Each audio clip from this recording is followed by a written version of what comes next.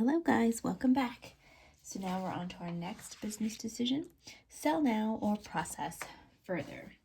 So what happens with sell now or process further is that you're manufacturing a unit, right? So you're manufacturing something and then at one point you can either stop, right? Or you can process further. And sometimes you can process further to a couple different things, right? So this point is called the split off point. Split off point. I use the example of like the frozen pizza dough at the grocery stores. Like if we go to Trader Joe's in the refrigerated section, they have just a bag of dough. And so that company made the decision to just, at this point, just to sell it now, right? Sell it as it was. Sell now. Or they could have processed, oh my goodness, I can't spell process. Process further into just flattened out pizza dough. Flattened dough, or they could fully process further into a complete frozen pizza with toppings, right? This would be no toppings and then with toppings.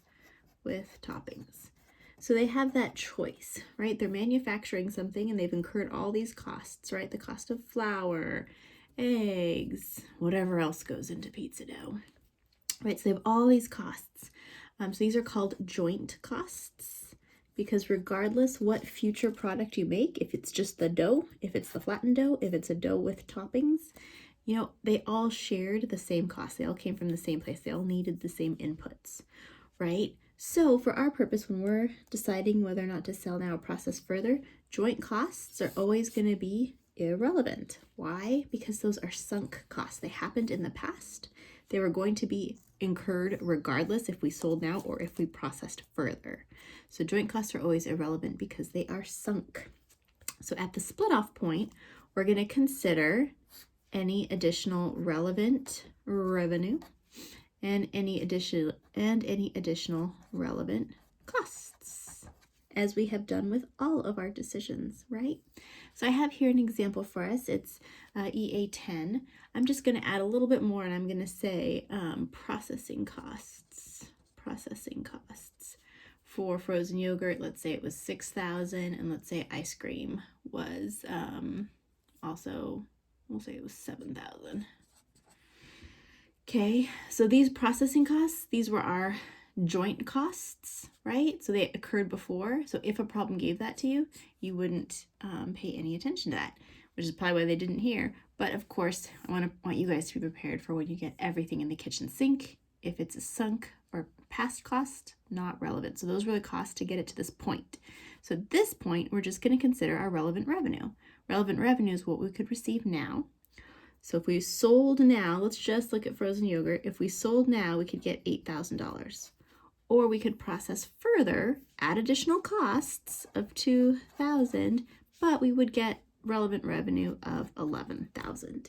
Let me put this in a nicer format for you, but I just wanted you to see the diagram of where those costs are occurring in that cycle. All right, it looks like the drawings of a mad woman, honestly. That's all right. It's okay, no judgment. All right, so I will use the format to organize this information that your book shows on page 535. As I mentioned in previous videos, for all the business decisions that we're encountering in this chapter, right, you're free to use whatever format helps you, so long as you get to the right answer. I like the format they have on page 535, so I'll use that one. So we'll have two columns, sell now or process further. And for simplicity, we're just going to look at one of these products. We're just going to look at frozen yogurt. So this is our analysis for frozen yogurt. Sounds lovely. All right, so we want to consider our relevant revenue. So if we sell now, what is our selling price? Selling price if we sell now, $8,000. Right? Your costs to sell now, we're not going to consider any past costs. Those are irrelevant. Okay? So don't consider any past costs. Why? Because they're the same if you were to sell now or process further. They were joint costs. Doesn't change. So therefore you don't have to consider them. All right, so your net income for selling now 8,000.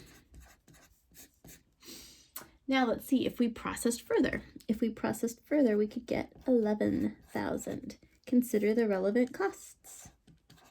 2,000. Try this one in my head. 9,000. And you're going to select the higher, the one that provides the company with the more net income. So in this one, you would recommend that the company process further. Why? Because incremental revenue exceeds incremental costs. So the additional revenue that we're going to get exceeds the additional costs we're going to incur to get there. Okay, it's as easy as that, right? So now process further, it really isn't too bad. The hardest thing is when they throw in those past joint costs, you have to remember to ignore them because they already happened.